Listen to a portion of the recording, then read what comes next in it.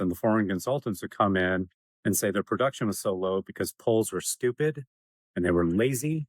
And he really took that to heart, right? He's like, I'm looking around. They don't seem stupid. Are we really that much dumber? Are we really that much lazier than the Germans and the Russians and the Americans? I think it's something else. And so he started looking at the operations. Okay. And then he got this idea. It's like, why don't I chart it out? Kind of like in music, if you have a pianola, like a player piano, where you have the music on a piece of paper and it plays automatically. So he started to graph out the operations like that. And then he saw some gaps. It's like, oh, this is when this operation stops. This is when the next one starts. Okay. I can start to harmonize operations. Obviously, an iron mill from 1895 isn't relevant to a modern day hospital. But people, and how fast can people change without being overwhelmed is what they were paying attention to. How can we organize our processes so that they're harmonious and teams are working together? How do we structure it?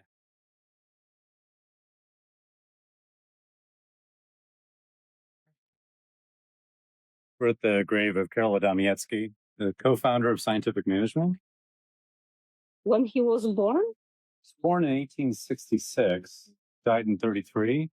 He was living in United States? No, he was living here. Always in Poland? Always in Poland. So he's never been in US? No. No, but he had some connection and he was very famous between the sciences. So how his knowledge went to US? That's a great question. Poland? So he became famous in 1924. There was the first international conference on scientific management in Czechoslovakia, in Prague. It's called PIMCO, P-I-M-C-O. And there he became famous. He presented on harmony in factories. And this is where he introduced his 3 laws of harmony. Right? The harmony of selection, which is right-sizing equipments and right-sizing teams. The harmony of operation or harmony of action. This is operating to a certain rhythm. And the most important law was the harmony of human spirit. And he understood that the first 2 laws aren't going to work without the 3rd law. Right? This is all about people working together collaboratively towards a common goal. And management needed to change the way that they were behaving. It was not up to the workers to lead this change. It had to start with leadership.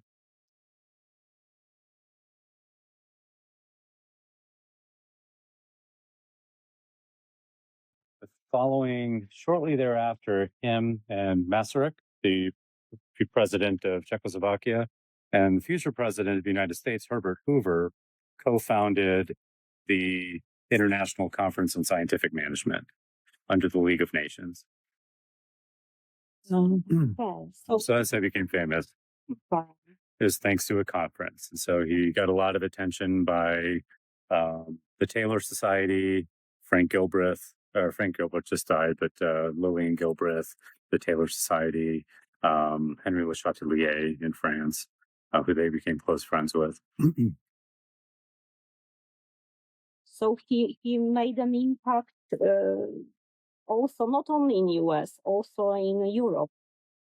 Huge impact at the time. In fact, so Frederick Taylor was already dead, but he made a big impact on scientific management. And most people, when they think about the pioneers of scientific management, they think Henry Ford, Frederick Taylor, Harrington Emerson, mostly Americans. Oh. And it turns out Frederick Taylor's wife called Karol Adamiecki the rightful co-founder of scientific management, along with her late husband. Okay.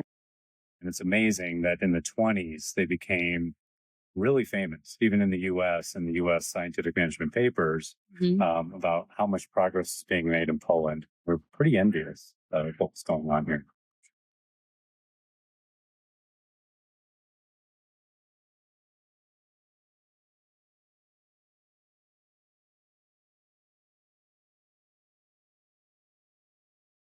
Oh, I have a question. What is the music sign on your book?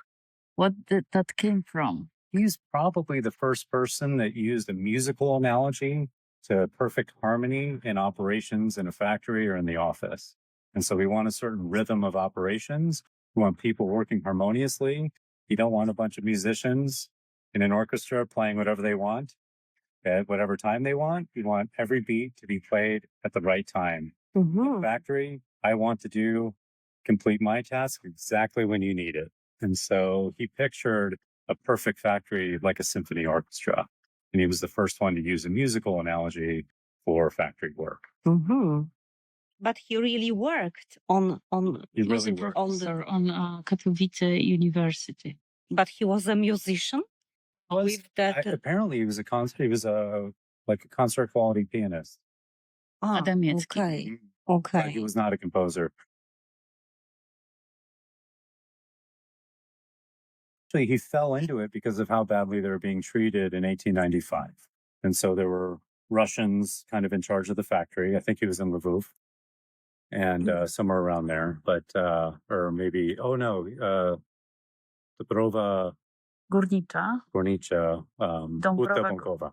Huta W Dąbrowie Górniczej. Huta Bankowa. They're still around. It's a steel factory. And so he was in charge of that. And the Russian consultants and the foreign consultants would come in and say their production was so low because Poles were stupid and they were lazy. And he really took that to heart, right? He's like, I'm looking around. They don't seem stupid. Are we really that much dumber? Are we really that much lazier than the Germans and the Russians and the Americans? I think it's something else. And so he started looking at the operations. Okay. And then he got this idea. It's like, why don't I chart it out? Kind of like in music, if you have a pianola, like a player piano, where you have the music on a piece of paper and it plays automatically. So he started to graph out the operations like that. And then he saw some gaps. It's like, oh, this is when this operation stops. This is when the next one starts. Okay. I can start to harmonize operations.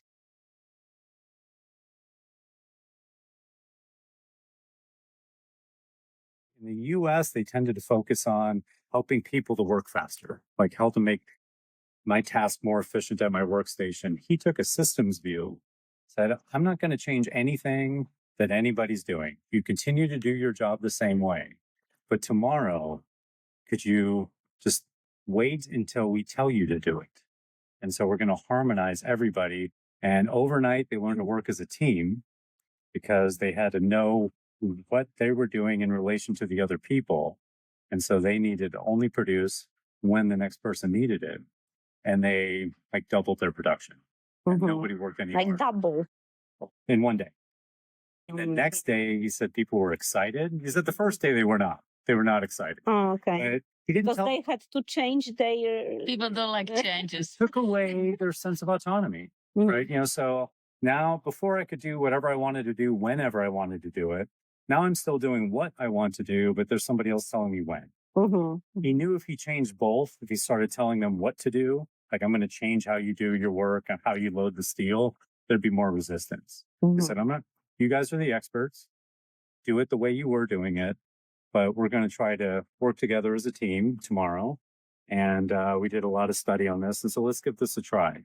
And they quickly doubled production. But he said the next day there was a sense of enthusiasm, like a symphony orchestra when they get excited that they've played together perfectly. And it was in this factory in Dąbrowa Górnicza. So it was the first place that he gave this recommendation how to work, how to make the whole process. Yes. And then in 1903 in Russian, he gave the first conference on it, and it created quite the stir in Germany and Russia about this factory harmonization. He coined the laws of harmony, right? The harmony of selection. So we have to make sure that, like selecting a body, right? So if you're designing a tortoise, right, it probably doesn't need huge lung capacity, right? If you're designing a cheetah, you want to give the cheetah really big lungs. And so you want to optimize your design by selecting the right equipment for how much you want to produce. Does that make sense? And so harmony of selection, we need to make sure we don't get an oven that's too big or too small for exactly what we're trying to produce. Harmony of operations or harmony of action. He viewed the factory manager like the conductor of a symphony. Right? The conductor is concerned with the harmony of sounds, the factory manager with the harmony of actions. So Adamiecki had been harmonizing factories according to this principle since 1895. Some authors describe this with another Polish word, takt. Mhm. This means beat or bar in music, right? It's keeping time. And this word means the same thing in German, which the Germans are documented adopting takt time in their factories about 2 years after Adamiecki caused all the excitement about factory harmonization at PIMCO. So takt time was invented in Poland, and we thought was invented in Germany. And Toyota is like we always looking at this Japanese company as something awesome, and actually started in Poland. Yeah, that's really amazing.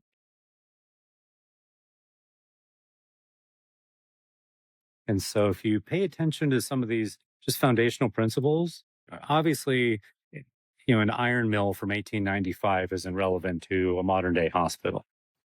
But people and how fast can people change without being overwhelmed is what they were paying attention to. How can we organize our processes so that they're harmonious and teams are working together?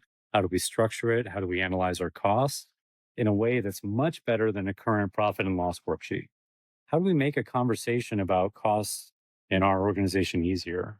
But as I understand, we can use, his knowledge can be used only for the big companies. You can use it anytime you have more than one or two or three people working together, right? So anytime you have a team, so two people, communication's pretty But easy. it is needed to have a bigger organization. The same principle works for a basketball team, right? So 5 people. So with 2 people, we're going to communicate and we're going to harmonize. But let's say it's a long time ago and you and I have to make a horseshoe. Okay. And so we have hammers, right? And I have to hit it and you have to hit it. Okay. So it's pretty easy, right? Bing, bing. It can work also for both. Right. So it'd be like a small band. Like we're a small garage band.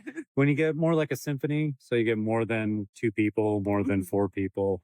But as soon as you, especially if you have a department, you have maybe a different room and you can't see each other, harmonization becomes much harder without the right approach. So he had to add some different areas to build the whole process, like a bit from the music, as you said. Oh, right. So from managing. Like different fields of study. And it all came, I think, probably because he was an expert piano player. And so he was used to reading music. So it was the basic. Right. And then once he drew time and when things were going throughout the factory on like sheet music, it became really obvious to him if you step back and looked at the system. Things were operating well or things weren't operating well. This part of the factory is playing the notes too early.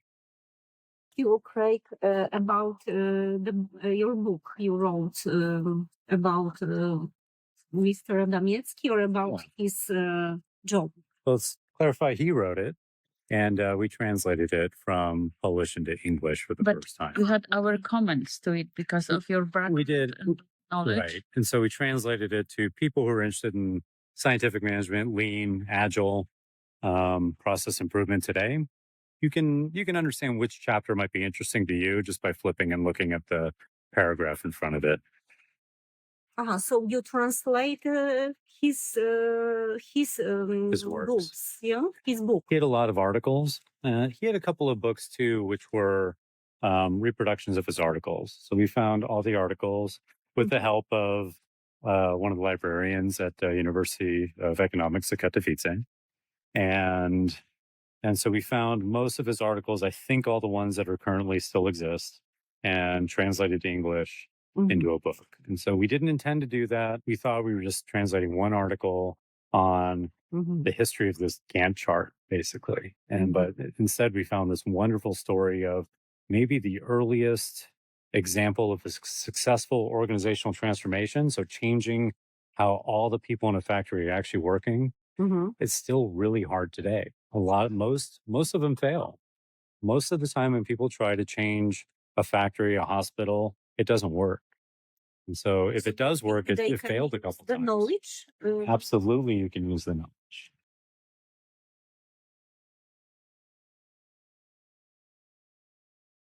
Adamiecki recognized something he called the law of inertia of habits, which he believed was just as important in organizational change as the laws of physical inertia in nature.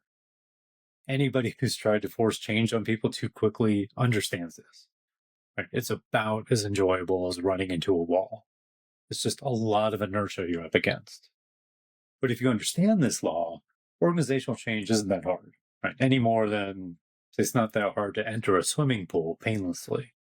And doing a belly flop hurts. Yeah. But you don't blame the law of gravity or the law of inertia. You enter slower next time, or you dive in. It's something that reduces the inertia.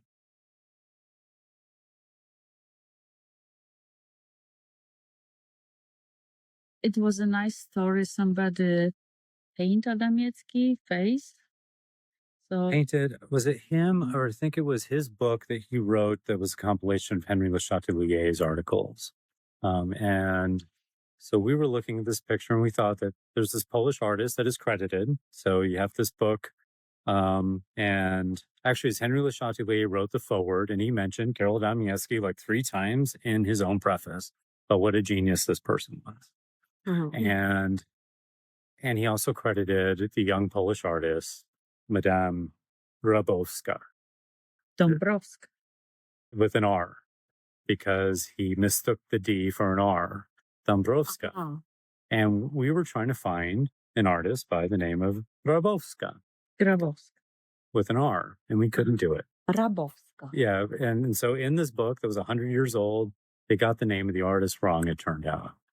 And so I said, well, Olga, we know somebody who knows a lot about art, who helped restore the Sistine Chapel. So she called her aunt. Do you want to talk about that?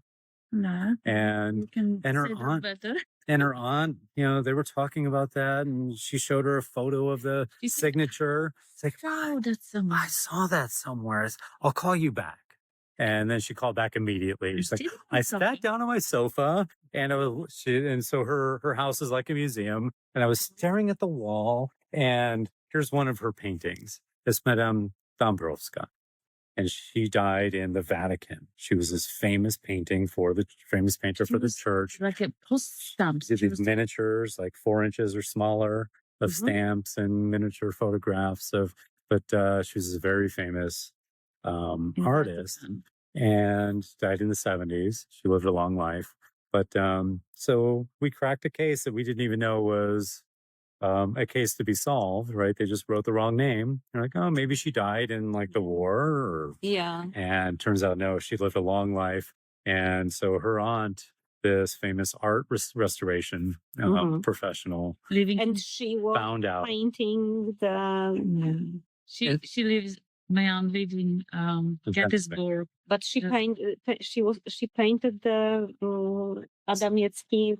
She painted Henry Le Chatelier's pencil sketch, even though. But you've seen this. It's in the book. If you buy the book, you can see it. And so in the original book, it was there, but the pencil sketch is Madame. But the original paint. But the original credit. So Henry Le Chatelier, the author, said, "Thank you so much for, even though you never met me, for making my sketch off of an old photograph, off of a photograph.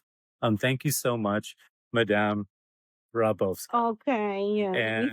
And so we saw it. It was a mistake, and nobody knew it was a mistake for almost 100 years. And her aunt cracked the case.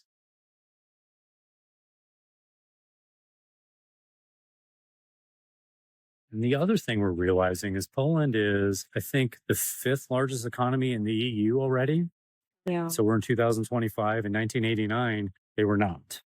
Right. So you broke away from Russia. And so what we see is twice in the same century, basically Poland gains its independence and very quickly moves towards the top of the world. But this isn't something that comes from Japan, right? This is something that the whole world, Japan was at these conferences in the 1920s, Poland, the US, France, every industrializing nation was there, Italy, Prague. They all work together to share. They weren't, like you said, they weren't trying to keep it secret. I invented it. This is mine. I want to be the best in the business. I'm not sharing it with any other business. They were really invested in making the world better for everybody. And yes, Japan was there too. So Japan and Germany and everybody worked together to create this. And then I think just after World War II, it became this United States story. This came from the US, and then we taught the Japanese, and then the Japanese had to reteach us the world. Yeah, and that knowledge was going around, yeah. And the same thing. Some of the early Japanese consultants in the US were not nice to the Americans. So we had to tolerate these people telling us we're lazy and stupid and we're not doing it right. And it turns out that's the story that's told almost every time.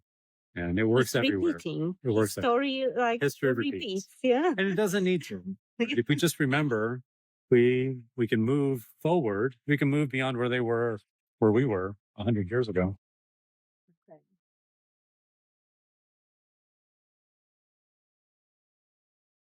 He was family with the famous compositor. Oh, okay. So the conference in 1917 in Moscow. They knew Poland was going to be a country again. They knew it was going to regain its independence. So they were talking about the future direction of education of engineering in Poland. And Karol Adamiecki really wanted Polish engineers to stay in Poland instead of going to other countries for more money and then retiring in Poland. But we want to keep the talent there in Poland and rebuild. And there were kind of some arguments about that. And it was hosted by Marian Lutosławski. So there was these conference notes. And so it was part one of the presentation written and compiled by Marian, which is interesting, right? He talked about Adamiecki getting into a polemic, into an argument with, I think, his brother, Józef Lutosławski. And then they kind of resolved it by the end. Adamiecki said, "I'm sorry. Maybe if I had been more clear, we wouldn't realize that we were talking about the same thing, right? We're in agreement." But it was really about the future direction of education. Part two was going to contain all the presentations, which is what we wanted. Like, we were looking for the presentations. Like, where is part two? Where is part two? Contacted all the libraries that we could contact in Poland, and nobody could find part two. Turned out part one was published in the Hard Times, it said, in 1917 with Marian Lutosławski, who stayed behind, I think, with his brother Józef in Moscow. I didn't realize very hard times meant he was put into a Bolshevik prison. So Marian was publishing these conference notes. About a year later, arrested by the Bolsheviks. Little Witold Lutosławski, 5-year-old Witold Lutosławski, visited his father in prison right before his trial. At the time, they thought he was going to get released pretty soon. And then there was an assassination attempt on Lenin. 5 days later, they rounded up all the prisoners who shot them. Witold Lutosławski is probably the second most famous composer ever to come out of Poland after Chopin. But that was his last memory of his father, was in a Bolshevik prison.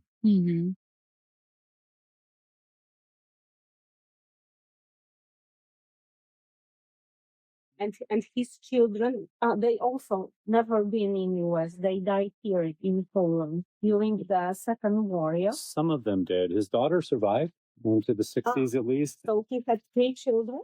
He had 4. 4? 4. 2 of them died in Dachau. Yeah. There is a professor from Poland, I think, maybe from here, wrote a biography about him. Yes, they are many. And there's some interesting stories there too. Like, they were traveling, I think, by foot between 2 factories, and there was a stop by the border guards, and she talked their way out of it. Now I understand why he's so hostile to Russia using his ideas for their government. Because this is way too complicated to run an entire economy. You can't, and there's nothing about 5 years. You can't say this is a 5-year plan and we're going to use Adamiecki's plan, methods of planning. And a national economy is way too complicated. For a factory, it's complicated enough. You still have to take into account not overproducing to crash the market. right? And so a factory manager needs to understand broader economics, but nobody can understand an entire country to change everything in 5 years to centrally plan it and say when everything needs to be done in harmony. And he was very against that.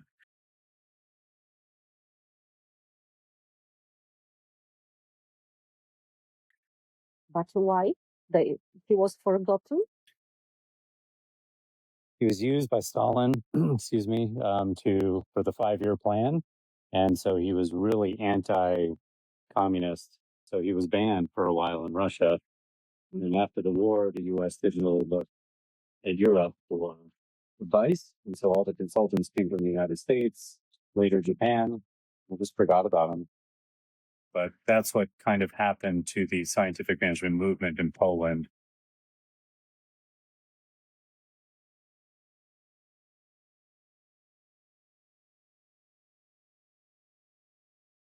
This grade is very sad. Me as a designer, I'm thinking to improve this color. It looks like it used to be Pinto Ring. The name is Spanish. I wonder there's got to be somebody.